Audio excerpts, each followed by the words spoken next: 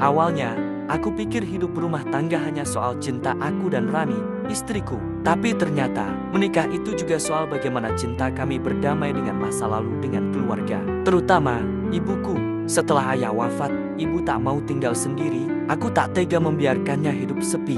Maka, dengan penuh harapan, aku mengajaknya tinggal bersama kami. Rani pun setuju dengan senyum. Tapi aku tahu, dalam hatinya ada kegelisahan. Hari-hari pertama, semuanya tampak baik. Tapi perlahan, gesekan kecil mulai terasa. Ibuku terbiasa bangun sebelum subuh, masak nasi uduk, bersih-bersih sampai teras rumah.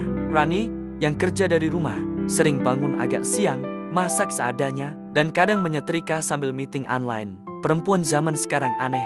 Ya, gumam ibu suatu pagi. Maaf, Bu, saya belum sempat masak. Tadi ada Zoom sama klien, jawab Rani pelan. Kata-kata yang terdengar sederhana, tapi ternyata menyisakan luka.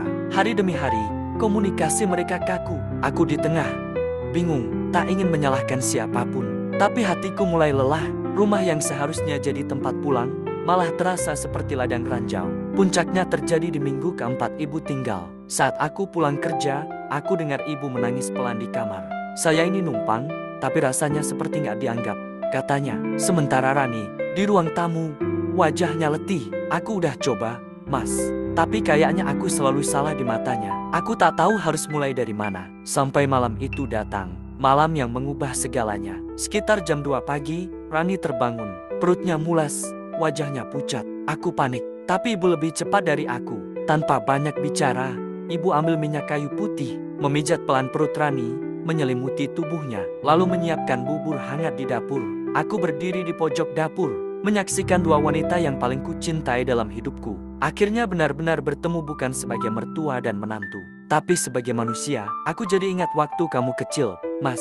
Suka sakit malam-malam begini juga. Ibumu yang urus semua. Sekarang giliranku urus istrimu, kata ibu lirih sambil menyuapi Rani. Rani tak bisa menahan air mata. Bu, maaf ya, Rani gak pernah bilang, tapi Rani selalu takut gak bisa jadi menantu yang baik. Ibu mengusap kepalanya dengan lembut. Dan ibu juga minta maaf.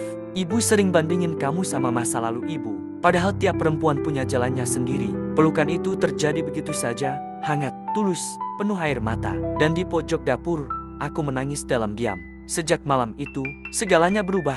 Ibu dan Rani mulai saling bercerita, mulai saling bercanda, bahkan mulai masak bareng. Kadang mereka tetap berbeda pendapat. Tapi sekarang, mereka saling tahu bagaimana mencintai dengan cara masing-masing. Dan aku hanya bisa bersyukur. Karena di rumah kecil ini, Allah ajarkan kami bahwa cinta bukan hanya tentang siapa yang benar, tapi siapa yang bersedia melembutkan hatinya lebih dulu.